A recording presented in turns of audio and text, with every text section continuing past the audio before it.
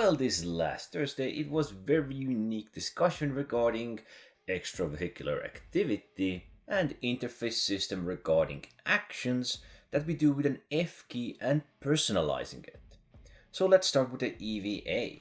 What I have shown you thus far is the current system.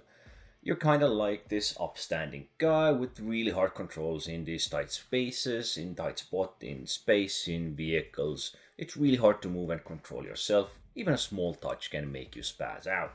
Anyway, if you played it, you know it's kind of clunky and not very smooth. It's kind of hard to position yourself up straight and so forth. But in the new system, we will have a lot smoother pose, a lot more conditional and better maneuvering, which means we can move in this superhero pose in one direction while actually looking at other directions and even using weapons. There are certain keys that will allow us to move, let's say, keep moving in the direction we want to move while aiming backwards and firing, which is also a great idea. Also repositioning, remaneuvering, and this will give a lot better transition to ships or even through ships, and of course between corridors and tight spaces. It is a significant upgrade and one of the few things that is coming with the 2.23, and yeah, there's probably a lot more to come before they release it.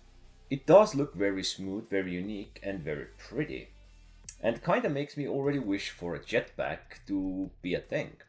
As I understand from their talk, currently it won't have fuel, but at some point it will.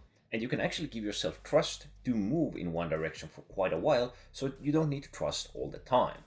Now this will make it somewhat harder to actually crash or crash land when you're transitioning between space and gravity. I do have a couple of questions here, which I am assuming it will have adjustable movement speed. We can adjust the movement speed we are going at in space, because that would be nice.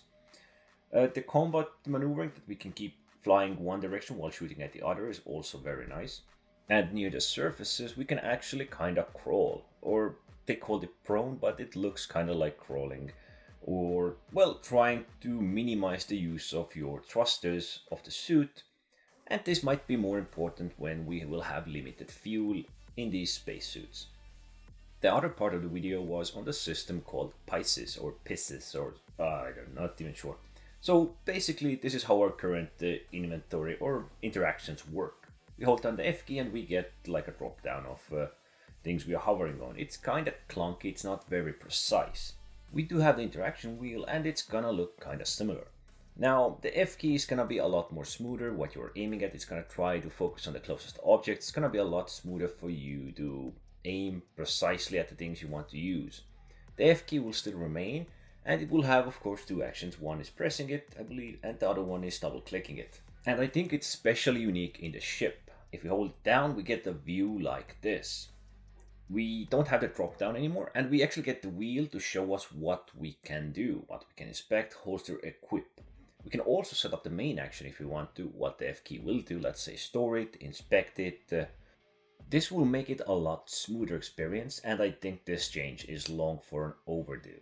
Simple actions we can take with the F key have, well, always been kind of clunky. This wheel option, and perhaps even more the precision, which there now seems to be with these items, like I don't need to aim at some unpleasant angle or illogical angle to pick up something that is right in front of me.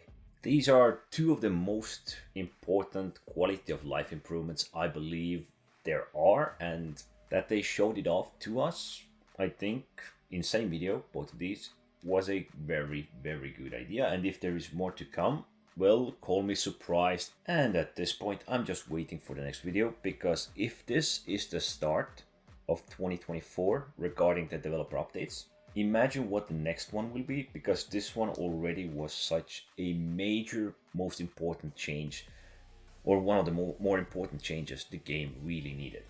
Anyway, I'll leave the link down below. It was very informative. I highly suggest watching it. And as usual, don't forget to like, subscribe, and thanks for watching.